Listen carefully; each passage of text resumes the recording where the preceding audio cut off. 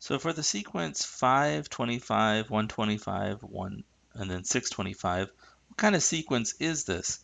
Well, it doesn't take long to realize that in the first case, it can't be arithmetic because in the first step, I grow by 20, and then after that, I grow by 100. So clearly not an arithmetic sequence because I'm not adding the same thing each time. Now, I do notice that if I take, for example, a term like 25 and I divide it by the previous term, I get 5.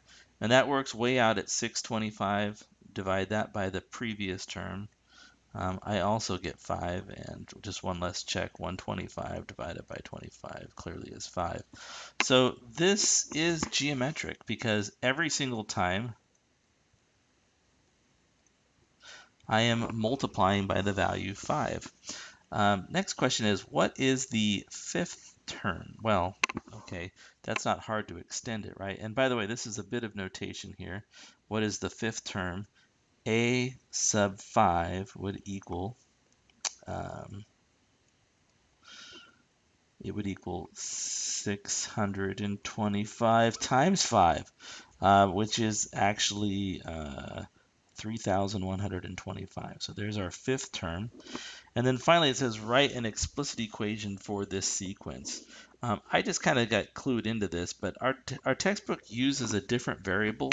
Apparently, if it's geometric or arithmetic, doesn't really matter to me. But they are using a, so they would say a of n because it's a geometric sequence instead of t of n. But the value of the nth term in the sequence is equal to, I need the 0th term. Well, if the first term is 5, if I go back one spot, instead of multiplying by 5, I would divide by 5. So 5 divided by 5 equals 1. That's my 0th term. So the value of this sequence at the nth term is the 0th term times your multiplier raised to the nth power. So 1 times 5 to the nth power.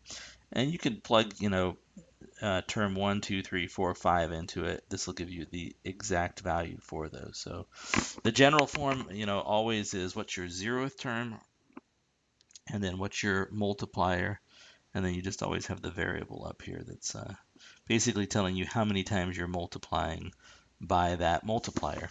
So that's the answer for 41.